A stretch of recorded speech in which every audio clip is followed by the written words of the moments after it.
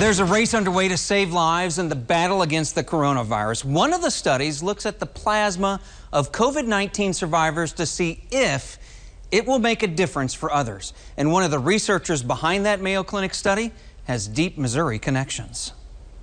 Hi, everyone. The plasma study that made national headlines sent hope coursing through the nation. It also carried a somewhat hidden Ozarks connection.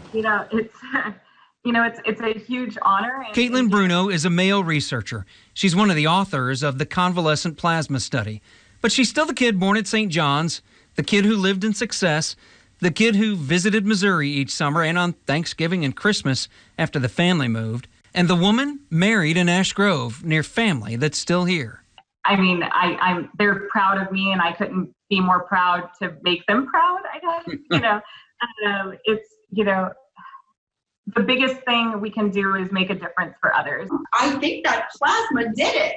Claudia Garcineau is a believer in convalescent plasma. NBC featured the nurse recently. She had pneumonia in both lungs, agreed to be part of the study. I really wasn't a nurse at that moment. I was really a frightened, sick patient who was worrying about surviving. Claudia is now one of 15,000 in the study. And Caitlin is in the lab, poring over the results.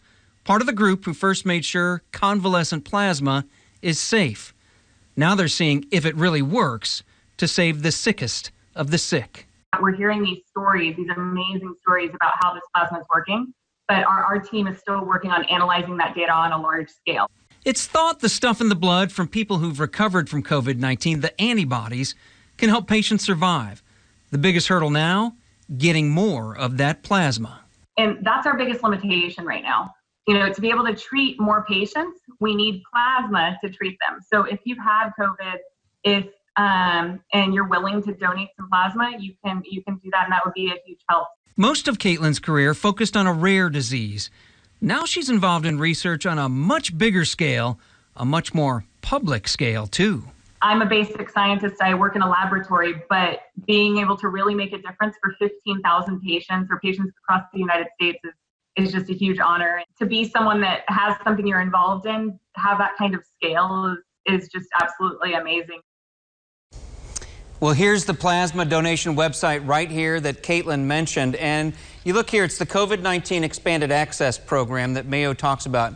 You click on this here that says donate your plasma. You can put in your zip code, and we have two listed on their website right now. The American Red Cross and the Community Blood Center of the Ozarks are both